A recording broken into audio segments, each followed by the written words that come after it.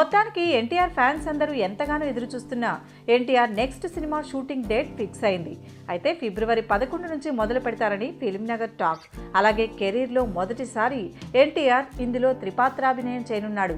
అసలు ఒకదానికొకటి సంబంధం లేకుండా 3 విభిన్న గెటప్స్లో ఎన్టీఆర్ కనిపించి రికార్డులు సృష్టించడం ఖాయమని ఫ్యాన్స్ ఇప్పటి నుంచే బలంగా నమ్మేస్తున్నారు. ఎన్టీఆర్ ఆర్ట్స్ పతాకంపై కళ్యాణ్ రామ్ నిర్మిస్తున్న ఈ సినిమాకి దేవిశ్రీ ప్రసాద్ సంగీతం అందిస్తున్నారు. ఇక పీకే లాంటి సూపర్ హిట్ బాలీవుడ్ బ్లాక్ బస్టర్కి వర్క్ చేసిన సీకే మురళీధరన్ని కెమెరామెన్గా తీసుకున్నారు.